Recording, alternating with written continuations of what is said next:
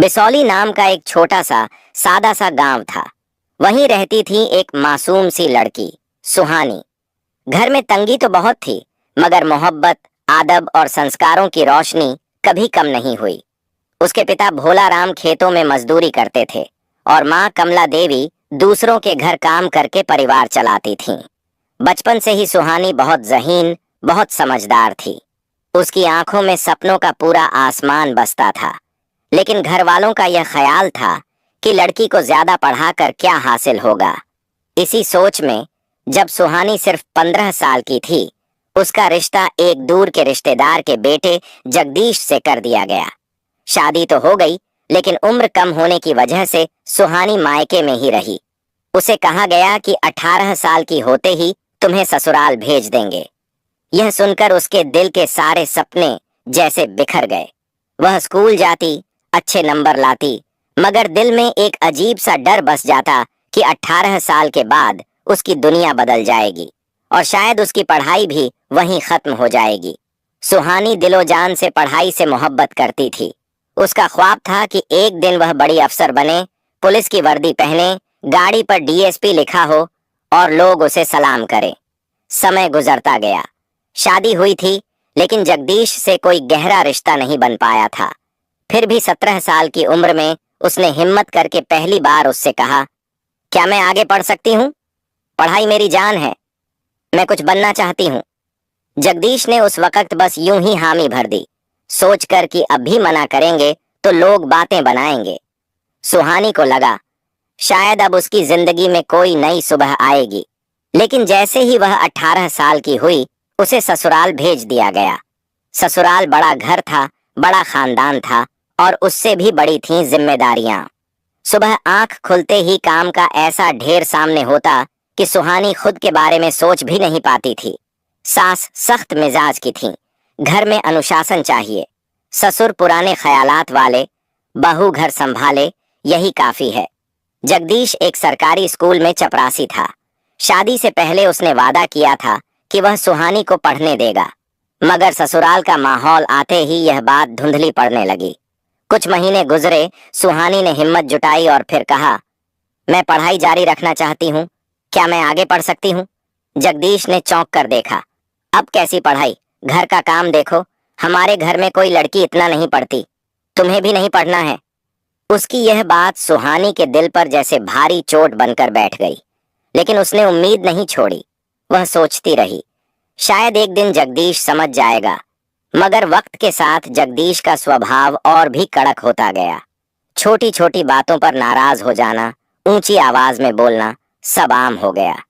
एक रात बहुत हिम्मत करके सुहानी ने फिर कहा, जगदीश, मैं बस थोड़ी सी पढ़ाई करना चाहती हूँ, घर का काम भी करूंगी, पढ़ाई भी, बस इजाजत दे दो। जगदीश ने बात सुनते ही आंखें तरेरी और तुनक कर बोला, तुम्हें कितनी दफा समझाना पड़ेगा?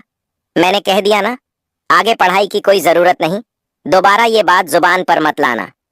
धीरे धीरे यही गुस्सा रोज का मामला बन गया। छोटी सी बात भी बहस में बदल जाती और बहस झगड़े में। सुहानी की हालत देखकर कभी कभार सास ससुर भी बीच में बोलते, मगर उनकी सोच भी वही पुरानी थी। लड़की का काम तो घर संभालना ही है। अब सुहानी के चेहरे की चमक कम होने लगी थी। पहले जैसा जोश नहीं बचा था, मगर दिल के किसी कोने में उसका सपना अभी भी जिंदा था, टिमटिमाती हुई लौ की तरह। वह चुप रहती, पर अंदर से टूटती जा रही थी। उसे लगता मानो उसकी जिंदगी धीरे धीरे उसकी मुट्ठी से फिसल रही हो। एक दिन बड़ी बहस के बाद जगदीश ने पहली बार उस पर हाथ उठा दिया। सुहानी के दिल में जैसे हजारों शीशे टूट गए। यही वो शख्स था जिसने कभी वादा किया था कि वो उसे आगे बढ़ने देगा, और आज वही उसके रास्ते की सबसे बड़ी दीवार बन गया था। दिन बीतते गए और हालात और बदतर होते गए। जगदीश रोज खेत से लौटकर किसी भी छोटी बात पर चिल्ला उठता। गुस्सा अब उसका स्वभाव बन गया था।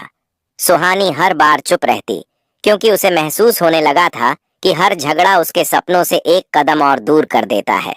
रातों को उसका दिल चुपचाप रोता। दिन में वह मुस्कुराने की कोशिश करती, मगर अंदर ही अंदर घुटती जा रही थी। कई बार उसने सोचा, अगर मैं इस गांव से बाहर जाकर पढ़ सकूं, तो शायद जिंदगी बदल सकती है। उस रात भी जगदीश का गुस्सा हद से बढ़ गया था। अपमान की आग में तड़पती हुई सुहानी अपने कमरे में अकेले बैठी थी। खिड़की से आती हल्की चांदनी कमरे में फैल रही थी। सब कोई सो चुका था, लेकिन उसकी आंखों से नींद बहुत दूर थी। उस पल एक चीज पहले से ज्यादा मजबूत हो चुकी थी, उसका इरादा। सुहानी ने मन ही मन फैसला कर लिया, अगर मैं यहीं रही तो मेरी जिंदगी इसी तकलीफ में खत्म हो जाएगी। न सपने बचेंगे, न मेरी इज्जत। मुझे यहाँ से जाना ही होगा। उसने कांपते हाथों से एक छोटा कागज और पेन उठाया। दिल धड़क रहा था, मगर उसने लिखना शुरू किया। जगदीश, जब मैं सिर्फ 15 साल की थी तब हमारी शादी हुई थी। मैंने कभी तुम्हें अपना दुश्मन नहीं समझा। मुझे उम्मीद थी कि तुम मेरा साथ दोगे, लेकिन तुमने मेरी हिम्मत तोड़ दी। मैं तुम्हें छोड़कर जा रही हूँ, क्योंकि मेरे सपने अब भी जिंदा हैं। मैं एक दिन अफसर बनकर वापस आऊंगी। नोट लिखकर उसने उसे तकिए के पास रख दिया। फिर धीरे धीरे कमरे से बाहर निकली। सास, ससुर और जगदीश तीनों गहरी नींद में थे। रात की हवा में डर भी था और आजादी की खुशबू भी। सुहानी ने अपनी कुछ जरूरी चीजें एक छोटे थैले में रखीं और घर के बाहर कदम रख दिया। गांव की गलियां अंधेरे में डूबी थीं। दूर कहीं कुत्तों के भौंकने की आवाज आ रही थी। वह तेज कदमों से चलने लगी। डर था, लेकिन उसके सपने उससे भी बड़े थे। स्टेशन गांव से 5 किलोमीटर दूर था। कोई सवारी नहीं, बस उसके पैर और उसका इरादा। रास्ते में कई बार लगा कि कोई देख न ले, मगर वह रुकी नहीं। उसके दिल में बस एक ही आवाज गूंज रही थी, मुझे अफसर बनना है, मुझे अपनी जिंदगी बदलनी है। करीब 1 घंटे बाद वह स्टेशन पहुंची। पैसे बहुत कम थे, फिर भी उसने दिल्ली का टिकट लिया, क्योंकि उसे पता था बड़े सपनों के लिए बड़ी जगह चाहिए। सुबह होने से पहले ट्रेन आई। धड़कते दिल के साथ वह उसमें चढ़ गई। खिड़की के पास बैठकर उसने बाहर झांका। अंधेरा धीरे धीरे पीछे हट रहा था और सुबह की हल्की सी रोशनी क्षितिज पर उभरने लगी थी। सूरज की पहली किरण जैसे उसके दिल से कह रही हो, तेरी जिंदगी भी अब रोशन होने वाली है। दिल्ली पहुंचने में कई घंटे लग गए। वह इस बड़े शहर में बिल्कुल अकेली थी, मगर हिम्मत उसके कदमों के साथ चल रही थी। पेट में भूख थी, बदन में दर्द था। शहर पहुंचते ही वो रहने की जगह तलाश रही थी। कई मकानों में पूछताछ की, पर किराया इतना ज्यादा था कि उसके पास उम्मीद से ज्यादा कुछ नहीं था। यही उसका नया आसरा था, यही उसकी नई जिंदगी का पहला पन्ना। सुबह 4 घरों में काम, दोपहर में पुरानी किताबों को खोलकर पढ़ाई, शाम को फिर काम और रात को कम नींद, ज्यादा मेहनत। कई बार थकान से शरीर टूटने लगता, लेकिन उसकी आंखों में एक ही सपना चमकता था, अफसर बनना। उसे मालूम था कि यूपीएससी का रास्ता आसान नहीं, मगर आसान रास्ता उसे चाहिए भी नहीं था। धीरे धीरे उसने पढ़ाई पकड़नी शुरू की। कुछ नए दोस्त मिले, कुछ हिम्मत देने वाले लोग मिले। एक दिन उसने कांपते हाथों से यूपीएससी का पहला फॉर्म भरा। दिल्ली की जिंदगी बेहद मुश्किल थी। सुबह 4 बजे उठकर काम शुरू, झाड़ू पोछा, बर्तन, बुजुर्गों की सेवा, सब कुछ वक्त पर। इन कामों से जो 10,000 रुपए आते थे, उसी से खाना और पढ़ाई सब चलता था। शाम तक उसका शरीर थककर चूर हो जाता, लेकिन जैसे ही वह अपने छोटे से कमरे में कदम रखती, उसी वक्त अंदर एक नई ऊर्जा बहने लगती। एक कमरा, एक बल्ब, एक कुर्सी और पुरानी मेज, बस इन्हीं चीजों के सहारे वह देर रात तक पढ़ती रहती। कोचिंग के पैसे नहीं थे तो उसने पुरानी किताबें खरीदी। लाइब्रेरी में बैठकर दिन भर पढ़ाई करती। कई बार भूख सताती, वह बस पानी पीकर खुद को संभाल लेती। कई बार नींद आंखें बंद कर देती, वह चेहरा धोकर फिर बैठ जाती। धीरे धीरे उसे समझ आया, यूपीएससी सिर्फ किताबों की परीक्षा नहीं, यह सब्र, मेहनत और हिम्मत की भी परीक्षा है। पहली बार उसने परीक्षा दी। एग्जाम सेंटर में वह बहुत घबराई हुई थी। हॉल में बैठे लड़के लड़कियां सब पढ़े लिखे, आत्मविश्वास से भरे हुए। एक पल को उसके दिल में आया, क्या मैं इन सब के सामने टिक पाऊंगी? मगर अगले ही पल उसने खुद से कहा, जिसने इतना सफर अकेले तय किया है, वह ये पेपर भी दे सकती है। उसने पूरे दिल से परीक्षा दी, लेकिन जब रिजल्ट आया, वह प्रीलिम्स में रह गई। उसका नाम सूची में नहीं था।